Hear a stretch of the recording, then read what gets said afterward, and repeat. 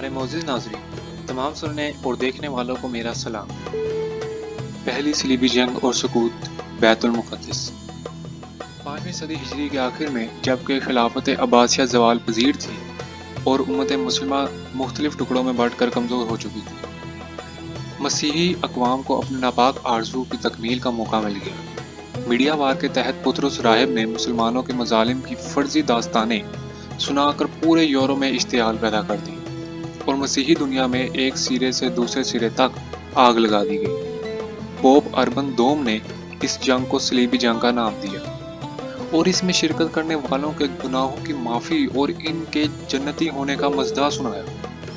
ज़बरदस्त तैयारियों के बाद फ्रांस, इंग्लैंड, इटली, जर्मनी और दीगर यूरोपीय ममालिक की अफवाज पर मुश्तमिल 13 लाख अफराद का सैलाब आलमी इस्लाम की सरहदों पर टूट पड़ा।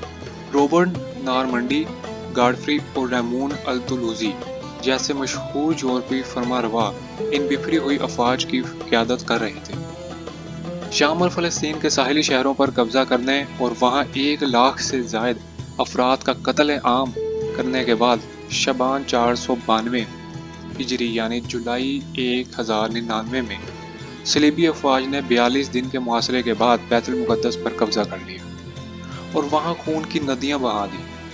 फ्रांसीसी मौरख मैशो के बकौल सलीबियों ने ऐसे तासुब का सबूत दिया जिसकी मिसाल ही नहीं मिलती। अरबों को ऊंचे ऊंचे बुर्जों और मकानों के छत से गिराया गया, आग में जिंदा जलाया गया, घरों से निकालकर मैदान में जानवरों की तरह घसीटा गया। सलीबी जंगजू मुसलमानों को मकतूल मुसलमानों की लाशों पर ले जाकर कत्ल करते।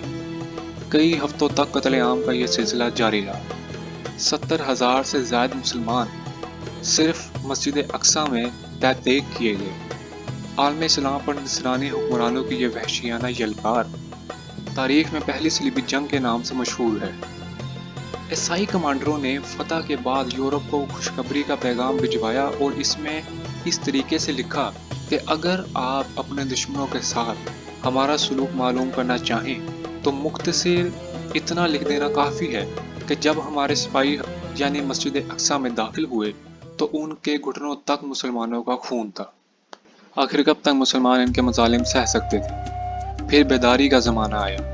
तकरीबन 40 साल तक आलम इस्लाम पर जमहूर तारी रहा। फिर यकायक इन साख्त लहरों में जहादी इस्तराब पैदा होना शुरू हो गया। ये बिल्कुल नहीं हो सकता था कि मुसलमान इन्हीं हालात में से गुजरते चले जाएं।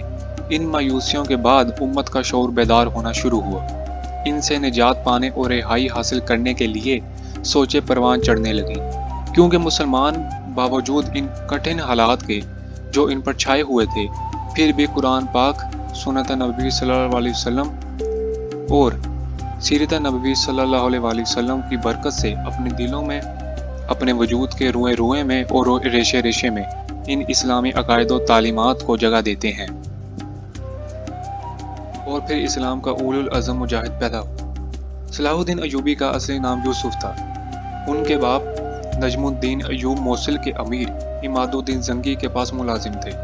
1138 में ये बच्चा पैदा हुआ जो आगे चलकर सलाहुद्दीन अयूबी के नाम से नाम पर हुआ। सलाहुद्दीन अयूबी ने बैतुल मुक़द्दस और फ़लस्तीन को आज़ाद करवाने के लिए फिर से इस इल्म जहाद को उठा लिया। सलाहुद्दीन की शख्सियत में तकरीबन तमाम इस्लामी मुहासिन और खसाइल कूट कूट कर भर दिए गए थे। इसमें बुर्दबारी और परहेजगारी, इरादे की पुख्तगी और पेशकदमी, दुनिया से बेरगबती और सखावत, महारत सियासी और तदबीर अमली, हमा वक्त जहाद के लिए कमर बस्ता, इल्म दोस्ती और उल्मा की कदरदानी जैसी आला सिफात काबिल रश्क थी।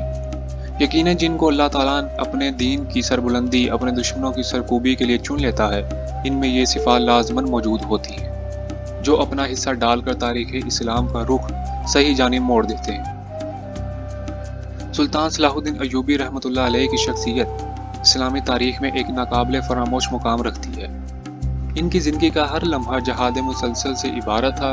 इन्होंने दीन मुबय्यन की सरबुलंदी, कुफर से जहाद और बैतुल मुक़द्दस की बाजियाबी के लिए अनथक जदोजहद की और अल्लाह बुजुर्गो बरतर ने इन्हें इनके इरादे में कामयाब किया।